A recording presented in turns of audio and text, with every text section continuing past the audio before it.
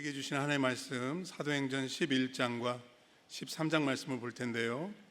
성경 봉독은 11장 19절로 21절 그리고 26절만 먼저 우리 한 목소리로 합독하도록 하시겠습니다.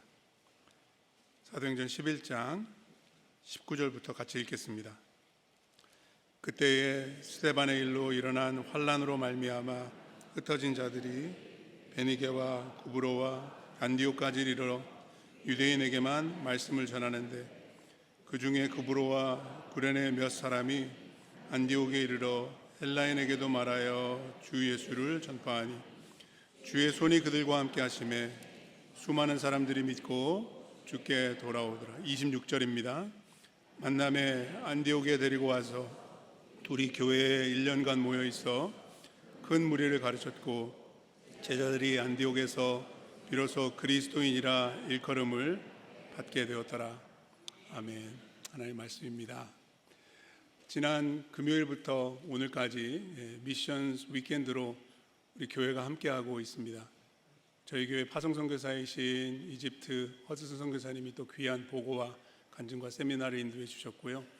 어제 토요 새벽 예배는 오랫동안 저희와 함께 하시고 저희 귀한 동역자 중에 한 분이셨던 우리 장규성 목사님 그리고 장경진 사모님을 열림은 장로교회 파송선교사로 파송하는 또 그런 은혜로운 예배를 드릴 수가 있었습니다.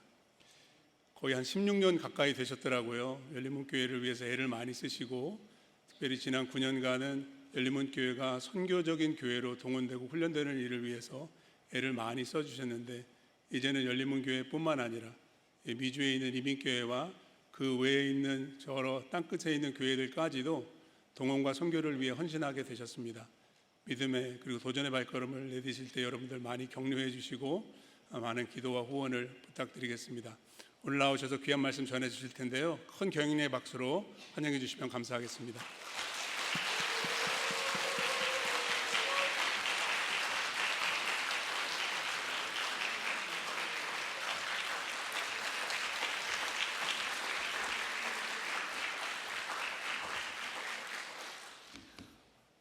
야유인 줄 알았어요. 감사합니다. 이렇게 환영해 주셔서 감사합니다. 우리 모든 성도님들께 먼저 안부와 인사를 드려야 될 것 같습니다. 우리 김효세 목사님 말씀해 주신 대로 미션 위크엔드를 보내면서 어제 저와 아내가 디아스포라 선교를 위한 선교사로 파송을 받았습니다. 저희 부부는 디아스포라 교회에게 선교 훈련과 동원 사역을 하게 되고요. 특별히 미전도 종족, 북한 선교를 연결하는 브릿지가 되는 그런 전임 선교사로 사역하게 됩니다. 또 아내가 다음 세대 선교 교육을 위해서 사역하게 될 텐데 여러분 기도 많이 해 주시기 바랍니다. 제가 열림은 장로교에 부임한 것이 2009년 5월 1일이었습니다. 그때 사진을 보여드리면요, 저희 아진이가 막내가 2살 되던 때였는데 아진이를 실제로 안아주시고 업어주신 분이 이 가운데 계신 줄 믿습니다. 근데요, 아이들이 이렇게 컸습니다. 네. 실제로 저희 가정을 여러분들이 안아주시고 업어주시면서 함께 저희 가정이 성장할 수 있게 된 것 같습니다. 부족한 저를 용납하시고 또 목회자로 계속해서 사역할 수 있도록 협력해 주신 우리 모든 성도님들 각 가정에게 감사드리고 싶습니다. 여러분 감사합니다. 감사합니다. 감사합니다.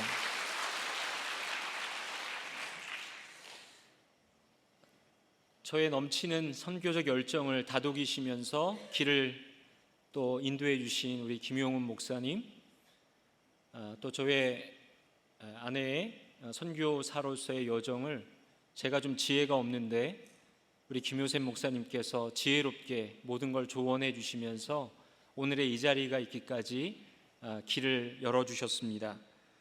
또 장로님들, 선교위원회 리더들, 함께 하나님의 선교적 교회를 섬기셨던 모든 동역자 여러분들께 이 자리를 빌어서 감사를 드립니다. 2달만 더 있으면 16년째가 되는데요. 제가 이 예배당에서 하나님의 은혜를 구하며 엎드릴 때마다 은혜의 단비를 부어주시면서 힘을 주시고 다시 일어날 그런 시간을 허락해 주셨던 우리 하나님께 감사와 영광을 돌려드립니다. 저는 말씀이 꿈꾸는 교회, 그리고 초대교회가 지향했던 교회에 대해 설교하고 싶습니다. 여러분이 소망하는 교회는 어떤 교회입니까? 하나님이 소망하시는 교회는 어떤 교회일까요? 저는 설교 제목을 주님의 손이 함께하는 교회라고 정했습니다. 저와 여러분이 안디옥 교회를 묵상하면서 주님의 손이 함께하는 교회의 모습을 오늘 본문을 통해 발견하기를 원합니다. 주님의 손이 함께하는 교회의 특징, 첫 번째는 지상명령에 순종하는 성도, 성교적 교회입니다. 안디옥 교회의 탄생을 저희가 확인해 보면 이 특징을 확인할 수 있는데요. 19절 말씀에 보니까 그때 스데반의 일로 일어난 환란으로 말미암아 흩어진 자들이 베니게와 구브로와 안디옥까지 이르러 유대인에게만 말씀을 전하는데 라고 기록하고 있습니다. 예루살렘에 살고 있었는데 큰 박해가 일어났습니다. 지도자가 돌에 맞아 순교했습니다. 흩어진 자들은 300마일이나 떨어진 곳을 다니면서 계속해서 복음을 전했고요. 현재의 이스라엘, 레바논, 시리아를 거쳐서 안디옥, 현재의 튀르키예 안디옥까지 와서 복음을 전한 것입니다. 예수를 믿은 공동체가 깨어지고 흩어졌으니 얼마나 마음이 상하고 어려움이 많았겠습니까? 그런데 이들은 다니면서 복음을 전하는 것이에요. 그런데 약간 아쉬운 점이 있습니다. 이들은 유대인에게만 복음을 전하고 있었습니다. 왜 그랬을까요? 당시에 그들은 유대인에게만 신앙을 나눌 수 있다는 고정관념을 가지고 있었습니다. 성령 충만했지만 주님의 말씀에 100% 순종하지는 못하고 있었던 것이죠. 주님은 뭐라고 명령하셨습니까? 마태복음 28장 19, 20절에 보면 이렇게 주님이 명령하셨습니다. 함께 읽어보도록 하겠습니다. 그러므로 너희는 가서 모든 민족을 제자로 삼아 아버지와 아들과 성령의 이름으로 세례를 베풀고 내가 너희에게 분부한 모든 것을 가르쳐 지키게 하라. 볼지어다 내가 세상 끝날까지 너희와 항상 함께 있으리라 하시니라. 모든 민족을 제자 삼으라고 강조합니다. 당시는 예수님이 십자가에 달리시고 부활하신 이후 16년이 흘렀던 때였습니다. 하지만 여전히 유대 기독교인들은 자신의 같은 민족 유대인에게만 복음을 전하고 있었습니다. 모든 민족에게 복된 소식이 흘러가야 한다는 이 말씀은 신약 성경뿐만 아니라 구약 성경 창세기로 거슬러 올라가면 그 말씀을 확인할 수 있는데요. 창세기 12장 2절과 3절 말씀에 보면 내가 너로 큰 민족을 이루고 내게 복을 주어 내 이름을 창대하게 하리라. 너는 복이 될지라. 아브라함을 복이라고 말씀하십니다. 그리고 복 준 이유는 땅의 모든 족속이 너로 말미암아 복을 얻을 것이라 라고 말씀합니다. 아브라함에게 말씀하신 대로 복을 주신 이유가 너로 말미암아 모든 민족이 복을 받겠다. 그러나 정작 유대인들은 자신의 문화의 벽을 넘어 주님의 지상명령을 지키는 일은 쉽지 않았던 것 같습니다. 그런데 역사가 일어났습니다. 오늘 본문 20절을 우리 같이 읽어보겠습니다. 읽습니다. 그 중에 구브로와 구레네 몇 사람이 안디옥에 이르러 헬라인에게도 말하여 주 예수를 전파하니. 오늘 영어 본문을 자세히 보시면 but이라고 시작합니다. 모든 사람들이 같은 문화권인 유대인에게만 복음을 전하는데, 그런데 구브로와 구레네 출신의 몇 사람이 헬라 사람들에게도 복음을 전했다는 것입니다. 안디옥은 당시 인구 50만 명 메가시티였고 다양한 문화가 공존했던 다문화 도시였습니다. 그곳에 헬라 문화를 가진 사람들에게 복음을 전한다는 것은 세계 선교의 문을 연 것입니다. 그 결과 어떤 일이 일어났을까요? 21절입니다. 주의 손이 그들과 함께 하심에 수많은 사람들이 믿고 주께 돌아오더라. 우리 다시 한번 21절을 읽겠습니다. 주의 손이 그들과 함께 하심에 수많은 사람들이 믿고 주께 돌아오더라. 이방인이라고 생각했던 그 사람들에게 복음을 전하자 주님의 손이 함께합니다. 주님의 임재가 있었습니다. 수많은 사람들이 믿고 주께 돌아왔습니다. 이것이 안디옥 교회의 첫 번째 특징입니다. 안디옥 교회는 처음으로 이방인과 함께한 교회였습니다. 질문 드립니다. 첫 번째 안디옥 교회의 특징은 무엇입니까? 네, 아직 안 주무시죠? 네, 질문을 드렸습니다. 안디옥 교회는 처음으로 이방인들이 함께한 교회, 이방인을 위한 교회라고도 할 수 있겠습니다. 그런 교회의 특징을 가지고 있습니다. 어떤 성도님들이 이렇게 질문할 수도 있겠죠. 우리가 왜 선교해야 합니까? 이유는 선교가 없었으면 우리가 존재할 수 없기 때문입니다. 선교가 없었다면 오늘 우리의 교회가 존재할 수 없기 때문입니다. 누군가 선교했기에 오늘의 우리가 있는 것입니다. 주님의 지상명령에 이름이 알려지지 않은 무명의 그리스도인들이 복음을 전했고 주님의 지상명령에 순종했고 그래서 안디옥 교회가 태동하게 된 것입니다. 위대한 지상명령이 왜 위대한 서제스천이 되었을까요? 위대한 지상명령이 왜 위대한 생략이 되어버렸을까요? Great Commission에 C가 빠지니까 Great Omission, 위대한 생략이 되고 말았습니다. 여러분, 왜 세계선교에 선택받은 chosen people들이 왜 frozen people, 얼어붙은 사람들이 되었을까요? 저에게 지상명령이 강하게 다가온 경험이 있습니다.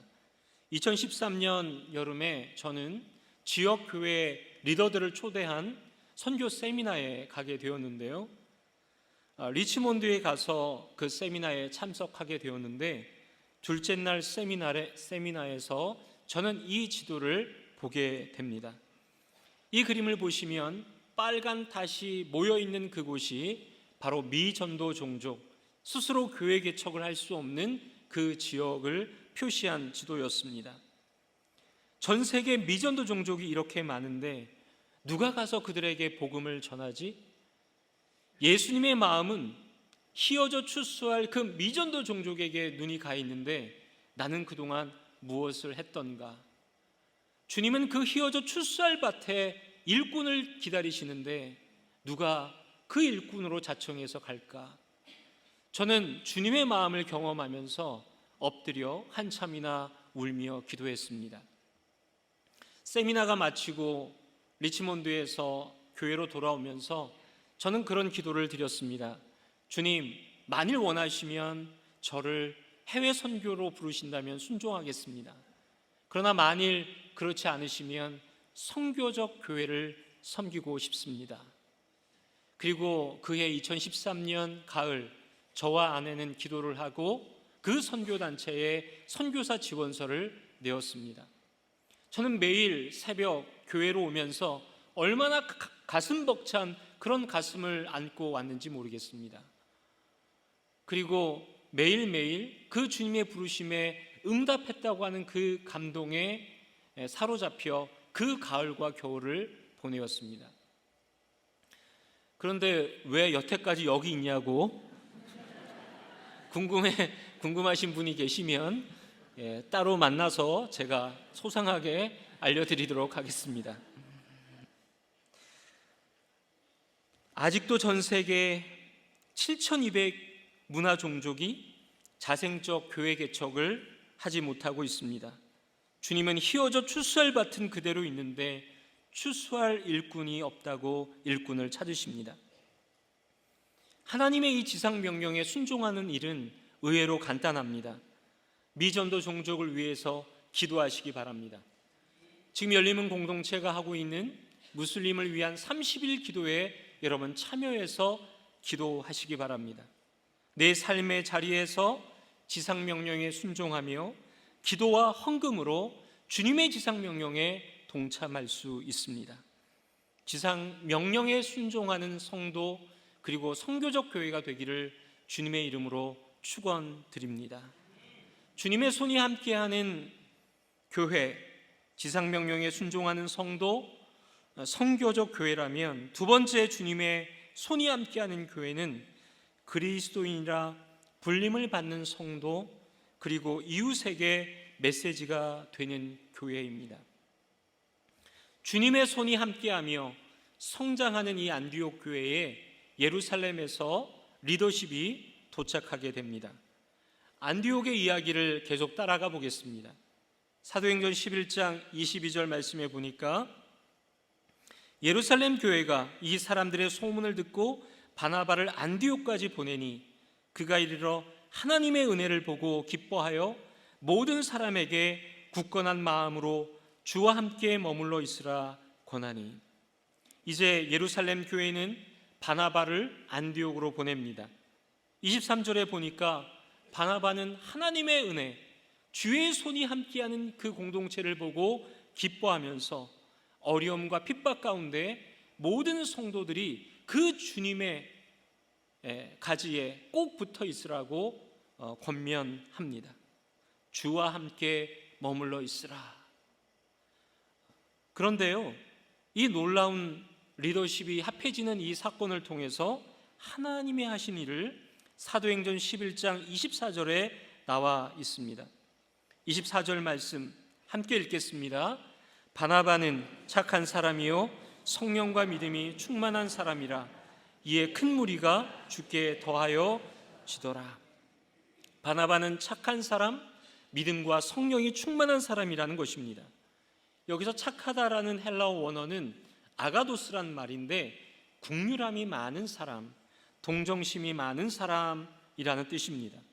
또한 바나바는 성령과 믿음이 충만한 사람이라고 기록하고 있습니다.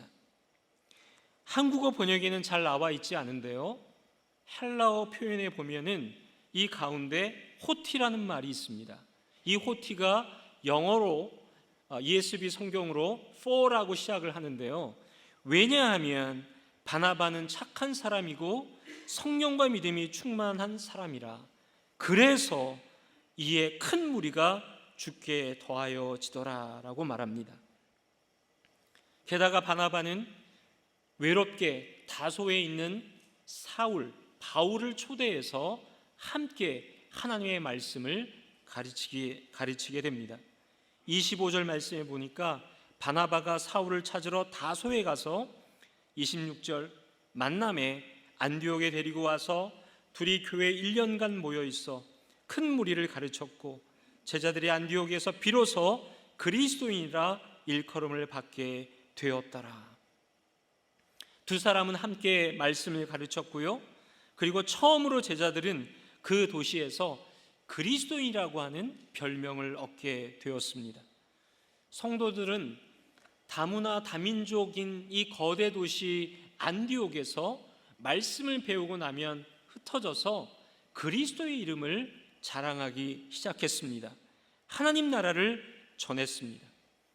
그들은 제자로서 하나님 나라 메신저로 그들의 일상에서 하나님을 증거한 것입니다. 주석가 브루스는 이 상황을 이렇게 책에 기록했습니다. 다문화 다종교 사회인 안디옥 시내의 여기저기에서 두세 사람이 복음을 전할 때 한 안디옥 사람이 다른 안디옥 사람에게 이 사람들은 도대체 어떤 사람들인가라고 물었습니다. 이때 한 안디옥 사람이 말합니다. 이 사람들은 항상 그리스도에 대해 말하는 사람들 그리스도인들이네라고 대답했습니다. 브루스는 이 그리스도인이라고 하는 말은 낮춰 부르는 것이나 칭찬하는 것도 아닌 그 모습 그대로를 표현하는 말이었다라고 주석하고 있습니다. 안디옥 성도들은 다민족 다문화 사회 안디옥에서 그들이 배운 하나님 나라 그리스도의 복음을 전하는 메신저로 살아낸 것입니다. 그리고 최초로 그리스도인이라는 별명을 듣게 되었습니다. 여기서 우리는 안디옥 교회의 두 번째 특징을 발견합니다. 안디옥 교회는 처음으로 그리스도인이라고 하는 닉네임을 얻은 교회입니다. 두 번째 뭐라고요? 처음으로 그리스도인이라 부르는 닉네임을 받은 교회입니다. 제가 선교 목사를 처음 할 때 2015년 가을에 선교적 교회 컨설팅을 받게 되었는데 그때 오신 정민영 선교사님이 이런 말을 했습니다. 제자 훈련에는 반드시 선교가 포함되어야 한다. 그래서 제가 고민했죠. 정민영 선교사님의 핵심은 그렇습니다. 제자 훈련이란 주님의 지상 명령을 순종하려고 하는 훈련인데 제자 훈련에 지상 명령이 빠지면 안 된다라는 것이었습니다.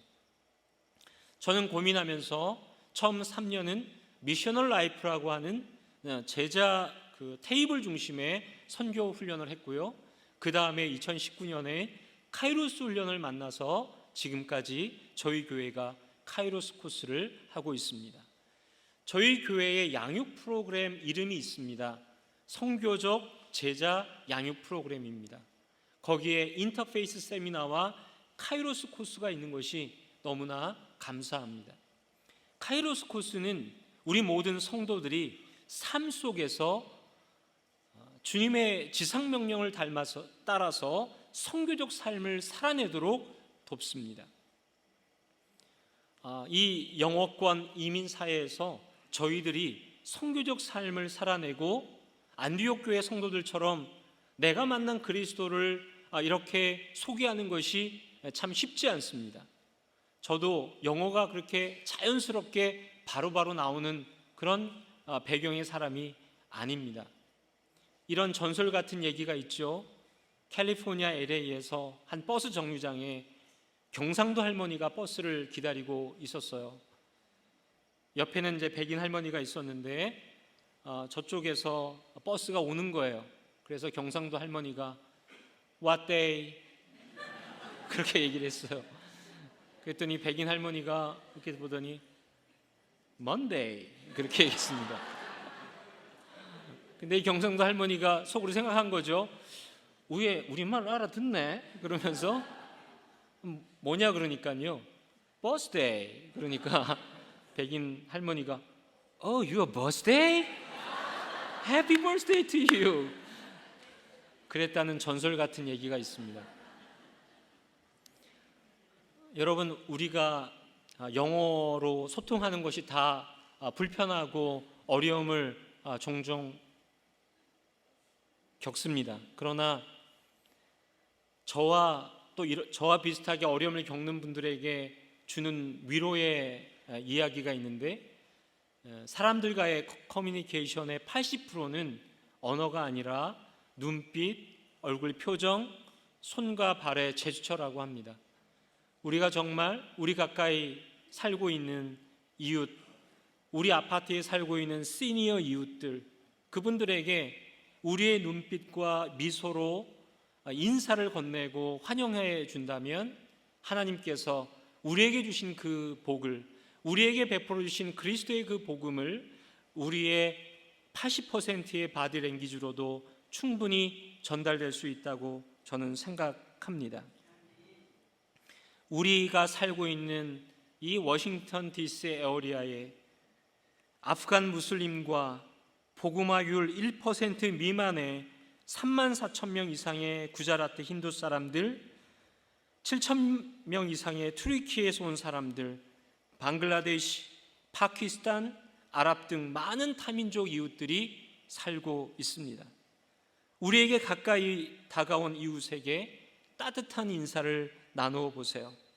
우리 함께 따라할까요? 손을 이렇게 가슴에 대고요. 하나님이 나를 사랑하십니다. 우리 옆 사람에게 하나님이 당신을 사랑하십니다. 따라하실지 모르겠는데 저를 따라하실 분은 따라하세요. 하나님이 내가 미워하는 사람도 사랑하십니다. 하나님이 우리 모든 열방과 민족을 사랑하시는 줄 믿습니다. 우리 가까이 온 아프간 난민들, 또 힌두 배경의 인도인들, 그리고 많은 타민족 이웃들이, 미전도 종족이 바로 우리의 일터와 우리의 삶터 집 앞뒤에 이미 하나님이 보내신 줄 믿습니다. 열린문 교회 성도들이 북버지니아와 메릴랜드에서 참 그리스도인이라고 여러분의 삶터와 일터 가운데 그리스도의 향기를, 그리스도의 메신저로 그들에게 다가갈 때 참 그리스도인이라고 불려지는 역사가 있기를 주의 이름으로 축원드립니다. 주님의 손이 함께하는 교회는 첫 번째, 지상명령에 순종하는 성도, 선교적 교회이고요. 두 번째, 그리스도인이라 불림을 받는 성도, 이웃에게 메시지가 되는 교회. 그리고 세 번째는 주님의 손이 함께하는 교회는 선교사를 파송하는 성도, 성령님과 함께 일하는 교회입니다. 무명의 성도들이 주님의 지상명령에 순종하여 출발한 안디옥 교회는 리더들의 착함과 성령과 믿음의 충만함으로 성장했고, 하나님 나라를 배우고 그리고 그것을 지역사회에 나누는 메신저로 살아내는 교회로 성장했습니다. 최초의 이방인 교회이자 그리스도인이라 불림받은 이 교회는 뿐만 아니라 온 교회가 성령의 충만함을 받아서 선교사를 파송하는 교회가 되었습니다. 2절을 보니까요, 주를 섬겨 금식할 때에, 우리 13장 2절과 3절을 같이 읽겠습니다. 읽습니다.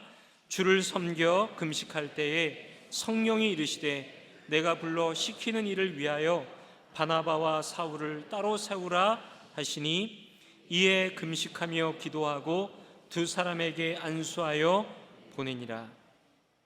여기 13장 2절에 금식하다는 말은 현재 분사로 되어 있습니다. 그것은 계속 반복해서 했다라는 것입니다.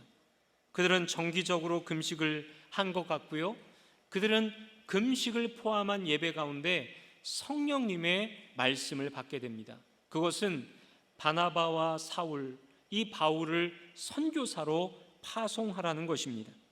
그들은 순종했습니다. 바나바와 사울을 파송하는 것은 성령 하나님이시고요, 그리고 교회는 순종하여 세계 선교를 위하여 그들을 보내고 후원하게 된 것입니다. 그들은 그들의 선교 여행에 따르는 재정적 부담을 함께 졌습니다. 이들은 희생하면서 파송했습니다. 어떻게 이것이 가능했을까요? 어떻게 자신의 교회의 성장과 무관한 세계 선교에 동참하는 일에 지도자들이 순종하고 결정하고 교회가 헌신하였을까요? 답은 4절에 나와 있습니다. 4절 말씀에 보니까 두 사람이 성령의 보내심을 받아 실루기아에 내려가 거기서 배 타고 구브로로 가서, 성령님이 보내시기 때문입니다. 성령이 파송자임을 잊지 않기 위해서 성경은 성령께서 두 사람을 보냈다고 기록하고 있습니다. 그리고 교회는 기꺼이 성령 하나님의 사역을 동역하고 있는 것입니다. 지난해 저와 시니어 장년 트립팀이 이집트에 다녀왔습니다. 비전 트립도 하고 우리 허드슨 선교사님의 사역을 도왔는데요, 저희들이 그렇게 허드슨 선교사님과 만남을 갖고 돌아왔는데, 지난 금요일부터 우리 허드슨 선교사님이 강사로, 미션 위크엔드 강사로 오셨습니다. 오늘 사부 예배 넥스트의 설교도 하시고 어제 세미나와 금요일 집회를 인도하셨는데요. 목요일 날 우리 허든 선교사님이 공항으로 들어오는데 작년에 갔던 우리 시니어 작년 트립팀이 공항에 나갔습니다.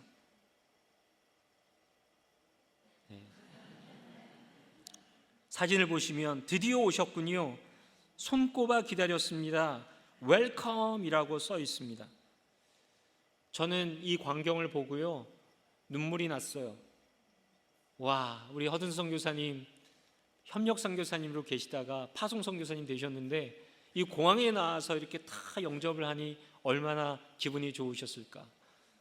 제가 선교 목사로 있는 동안 한 번도 이런 일이 없었어요. 자발적으로 우리 팀원들이 허든 선교사님 좋아하는 마음으로 나가셨어요. 이제 앞으로 계속 그래야 될 것 같아요. 열림은 공동체가 해외와 국내의 선교사님들을 후원하며 기도하고 있습니다. 왜 선교해야 합니까? 라고 또 물으신다면 그 이유는 우리 민족이 미전도 종족이었을 때 복음을 받았기 때문입니다. 어느 교회가 선교사를 조선에 보내주고 기도해 주었기 때문입니다. 배은 망덕이란 말 있죠. 은혜를 받았는데 은혜를 안 받은 것처럼 입을 싹 닫고 있는 것을 배은 망덕이라고 합니다. 이 사자성어인데요. 이 성어가 맞는 거는, 성조가 맞는 건 모르겠습니다. 근데요, 쉽게 우리가 왜 선교해야 되죠? 그럼 그냥 이렇게 말하면 좋을 것 같아요. 하나님께서 우리에게 베풀어 주신 은혜를 망각하지 않기 위해서 우리는 선교합니다. 한국 조선에 복음을 전한 여러 통로가 있었지만 그 중에 한 이야기가 바로 우리가 살고 있는 이 지역과 연결된 지역에 있습니다.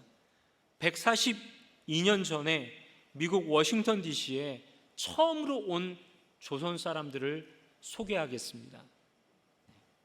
견미 사절단이라는 외교 방문단이었는데요. 이분들은 조미수호 통상조약 2년 후에 미국에 방문하는 공식 조선을 대표하는 대한제국을 대표하는 외교 방문단이었습니다. 1883년 7월 15일 제물포에서 배를 타고 한 달 반 걸려서 9월 2일 샌프란시스코 항구에 도착하고요. 그리고 대륙 횡단 열차를 타고 시카고에 왔다가 또 뉴욕으로, 그리고 워싱턴 DC 유니언 스테이션으로 오게 됩니다. 그리고 뉴욕에 있었던 당시 아더 대통령을 만나고 다시 또 백악관에 와서 아더 대통령을 아련하고 고국으로 돌아가게 되었습니다. 그런데 샌프란시스코에서 대륙 횡단 열차를 타고 올 때 기차 안에서 한 목사님이 이들을 만나게 돼요. 이분의 이름은 가우처 목사님, 볼티모어 연합감리교회 담임 목사님이었습니다. 이분은 세계 선교에 관심이 많은 분이었어요. 지금도 이 교회가 있습니다. 저희 미셔널 라이프 또는 여러 트립 때 저희가 이곳에 방문하곤 했는데 이 교회의 벽에는 가우처 박사님의 부조가 붙어 있습니다. 뭐라고 써 있냐면 그리스도의 벗, 회중의 리더, 모든 이의 형제, 선교의 개척자라고 써 있어요. 가우처 목사님은 갓을 쓰고 도포를 입은 이분들을 자기 집으로 초대하고 대화를 나누게 됩니다. 백악관 미팅 마치고 메릴랜드 벌티모어 자기 집으로 초대를 한 거예요. 얘기를 들어보니까 이 조선에 아직 교회도 없고 선교사가 간 적이 없습니다. 가우처 목사님은 조선에 선교사를 보내서 이 땅에 복음을 전해야 되겠다고 결심을 하게 되어 그리고 성도들과 교회는 선교사를 파송하기로 합니다. 그 사람이 바로 아펜젤레 선교사와 그의 아내입니다. 이분들은 조선 땅에 와서 배제학당과 정동교회를 세우고 조선어 성경을 함께 번역합니다. 그런데요, 1902년 6월 11일에 조선어 성경 번역을 위해서 목포로 내려가다가 목포로 가는 여행 배 여행에서 화물선과 이 여객선이 충돌하면서 배가 난파하게 됩니다.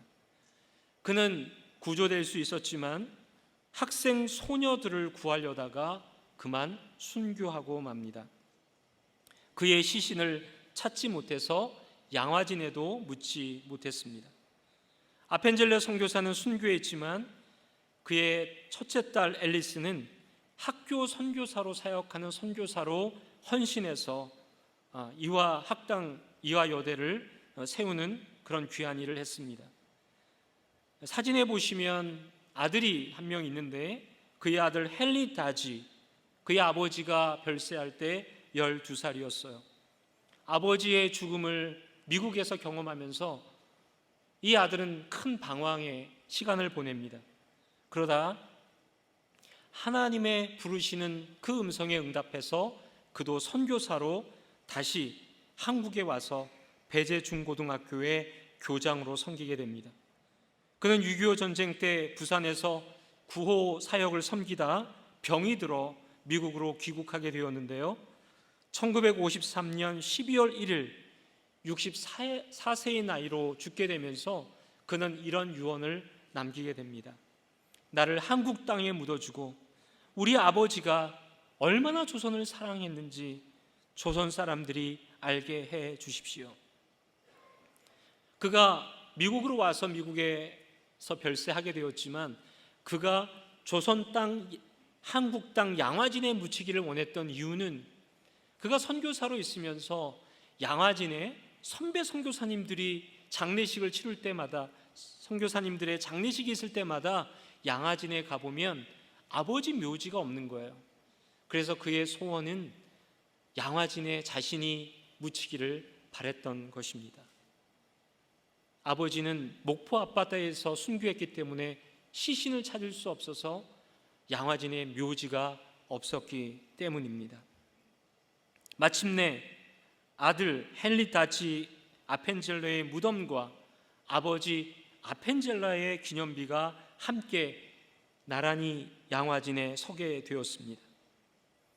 그 아버지 아펜젤러의 기념비에는 1884년 아버지 아펜젤러 선교사님이 제물포에 발을 디디며 기도했던 기도문이 기록되어 있습니다. 우리는 부활절 아침에 이곳에 왔습니다. 그날 사망의 권세를 이기신 주님께서 이 백성을 얽어맨 결박을 끊으사 하나님의 자녀로서 자유와 빛을 주시옵소서. 이 기도가 실현되어 조선에는, 대한민국에는 예배의 찬송 소리가 메아리치게 된 줄 믿습니다.